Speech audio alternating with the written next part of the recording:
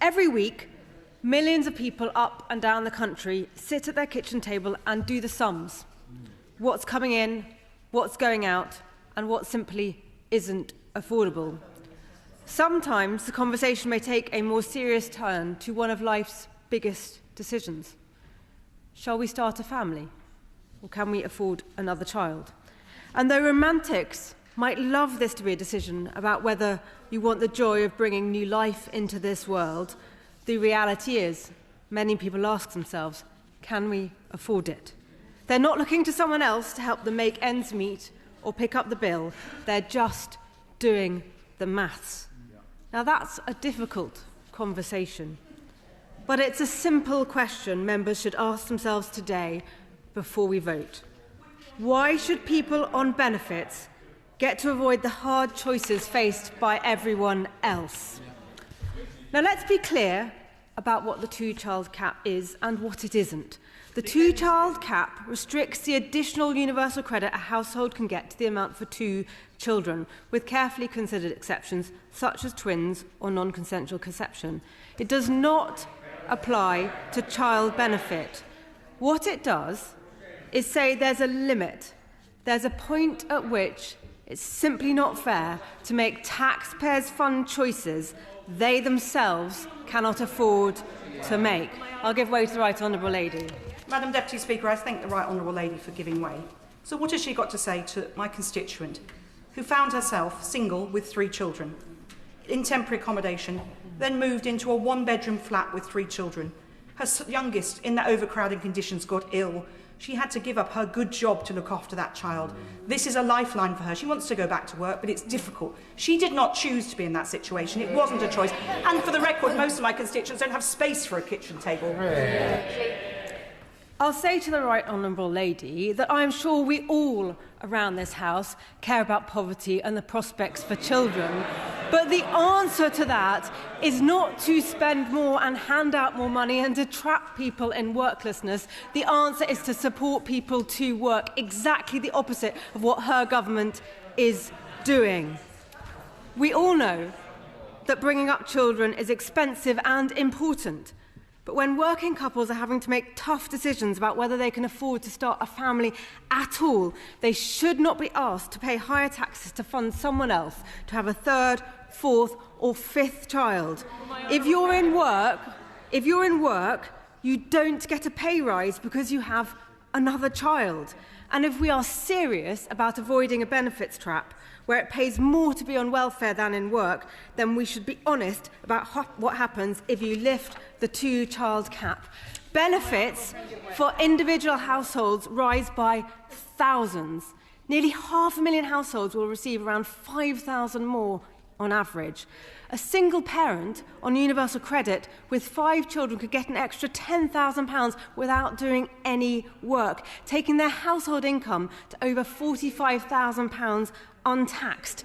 You have to earn around £60,000 to get from your own income from work to that income from work. There are around 75,000 households who will get between £10,000 and £21,000 extra as a result of this bill.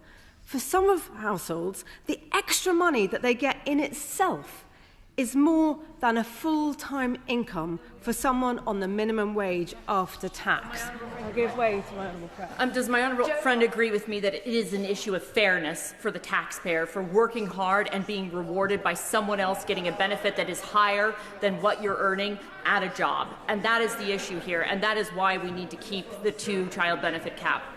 Helen Whately. Exactly as my honourable friend says, and the point here is the amounts of extra money that some families will be receiving without even working is money that you have to have such a high income to achieve through work. It simply exacerbates the poverty trap. And I will give way to honourable members the other side in a moment. But I just ask honourable members to think about the implications of these kind of extra sums of money that people will be receiving. Some people will, quite frankly and factually, calculate that they can boost their income far more by having children than by working. The best way out of poverty won't be work. They don't like to hear this. But I'm sorry, it's just rational. The best way out of poverty won't be work, it'll be having babies. And on this, I want to address the argument that has been made that lifting the cap is necessary because women aren't having enough babies. We know that a declining birth rate is a cause for concern, but falling birth rates are driven by many factors. Changes in people's aspirations, the poor jobs market, the cost of housing and childcare, penalties motherhood imposes on careers, and the changing nature of 21st century relationships. Children are important. We need to have more. But the answer to this complex problem is not, here's some cash for having a kid. I'll give way to the honourable gentleman. Thank you, and I thank the right honourable member for giving way. We looked at this extensively in the Treasury Select Committee. I'm frankly unaware, Madam Deputy Speaker, of any particular evidence that supports the behavioural arguments that the right honourable lady sets out. But in any event, why should the 95,000 children in Scotland, bright, talented children, be punished by an utterly cruel policy? And is it not fatuous to suggest that people are having children for money and, frankly, insulting to people in Glasgow and across the United Kingdom? Helen Whately. I'll say to the honourable gentleman, the fact is that people do the sums. That is the reality of the world we live in. And that brings me, as he's a member of the Treasury Select Committee, as he indicated, so he must be interested in this question, even though he's looking at his phone, which brings me to an unavoidable question. Where is the £3 billion to fund this bill coming from? Or in fact, £14 billion over a 5-year period? We all know where it comes from. It will come from taxpayers, either today's or tomorrow's, from the men and women who get up every morning, go to work, pay their bills and do the right thing. At the last budget, the Chancellor made a deliberate political choice, she knows, to raise taxes on people who work and save so that millions who do not work will receive more in benefits. Working families already make hard choices. Many already strive and struggle to live within their means. This bill asks them to shoulder even more. I give way to the honourable lady. I thank the Shadow Secretary of State for giving way. She must know that, in fact, the vast majority of families in poverty contain at least one adult in work. And she asks how this is being paid for. Well, it's being paid for by increasing taxes on gambling giants. So wouldn't it be more truthful to say that she is on the side of gambling giants and not children in poverty? Helen Whately. Unfortunately, the honourable lady doesn't seem to understand that hypothecated taxes isn't a thing. What she says simply doesn't make sense. The fact is, this will cost the government money, so it will cost taxpayers money, either people now or in the future. That is simply the way it works. I've got a question too. I'd be delighted to hear. Desmond Swayne. We've now heard the shouts of cruelty and the rape clause, but I can only see one of the 7 who was suspended sitting opposite now. The rest of them kept their heads down and voted to perpetuate what they call this cruelty and the rape clause.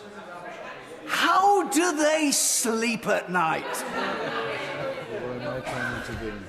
My right honourable friend does indeed make quite a significant point about the strange position that so many MPs opposite find themselves in, having previously voted against lifting this cap, but now here they are being delighted about lifting it. Madam Deputy Speaker, members opposite say that this bill will end child poverty, and they have read that increasing handouts will decrease the metric called relative poverty. But relative poverty is actually a deeply misleading measure. It isn't an accurate measure of living standards. It tells you nothing about whether people have enough to live off or whether children will have better life chances. It can get worse when the country gets richer, even when living standards for the very poorest are rising. And it can look better when people are getting poorer. That's not progress, that's levelling down. And throwing money at one flawed metric is not a strategy. In fact, it risks doing the opposite of what ministers claim to want, trapping families in long-term dependency rather than lifting them out. There is a proven way to improve children's life chances, and that's work.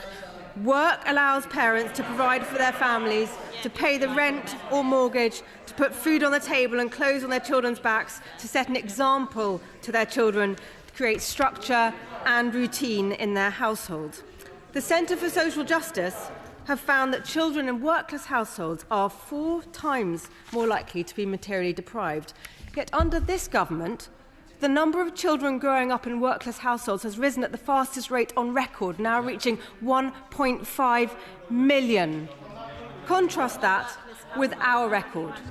From 2014 onwards, the number of children in workless households fell year on year. We lifted 1 million people out of absolute poverty, including 100,000 children. We drove unemployment down to historic lows. By contrast, under this Labour government, unemployment is rising month on month. So sadly, the number of children in workless households will keep on going up. And inflation is up too, almost double the level they inherited. Higher inflation means the money in your pocket is worth less. In other words, you're poorer.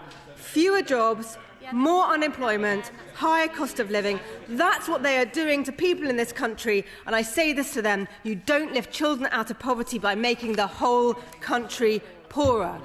So what is this bill? I'm happy to give way to my honourable friend. I thank my right honourable friend for giving way, and I'm really enjoying listening how people have met constituents who have suffered hard times. I grew up in these hard times on welfare through a death of a parent, watching my mum go without food to feed us. But there is no possible way. Already, with pulling the changes to the benefit cuts, the country can afford this. We'll have no defence of the realm. Already, South Shropshire residents are going to start going without. There is no feasible way to fund this, whichever way they look at it. Does my right honourable friend agree with me?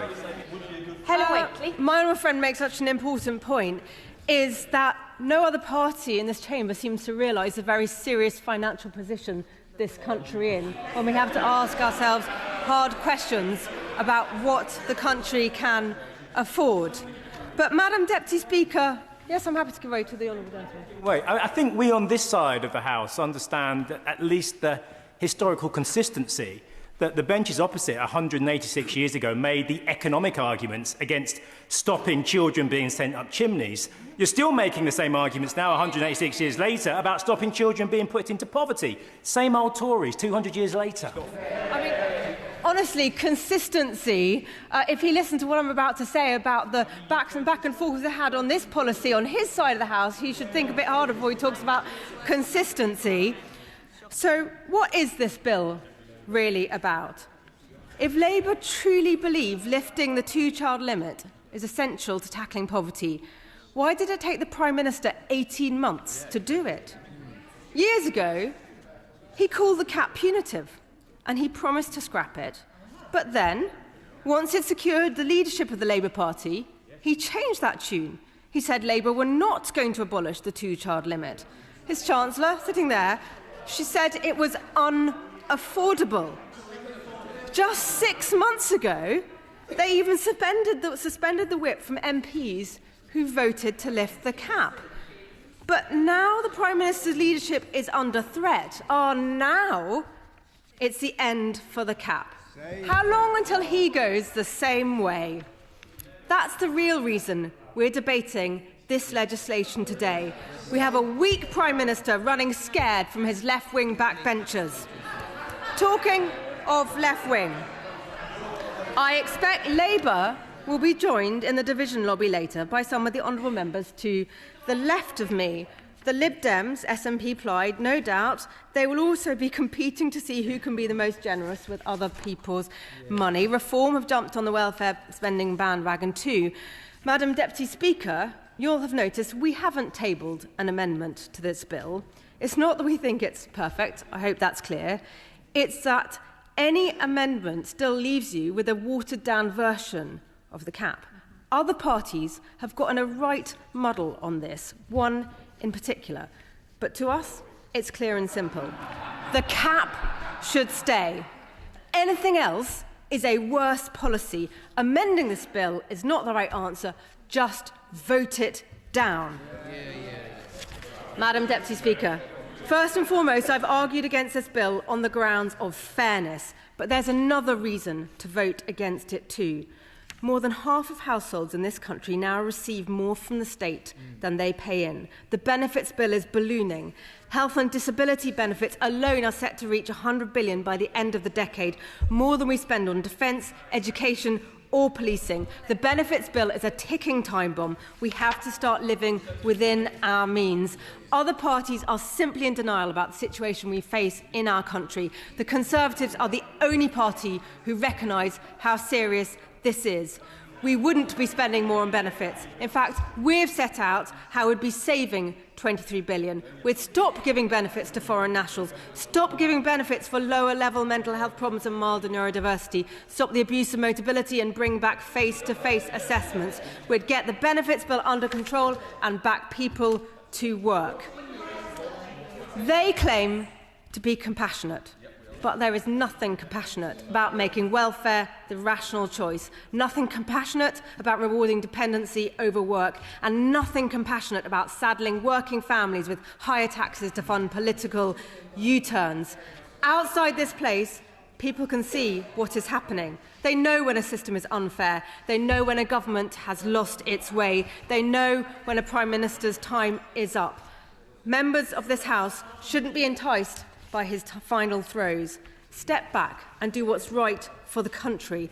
Back people who do the right thing. Back jobs and work and lower taxes. Back living within our means and raising the standard of living for everyone. Not a policy that will add billions to the benefits bill and traps parents in a downward spiral of dependency. This bill does not end poverty. It entrenches it. So we oppose it.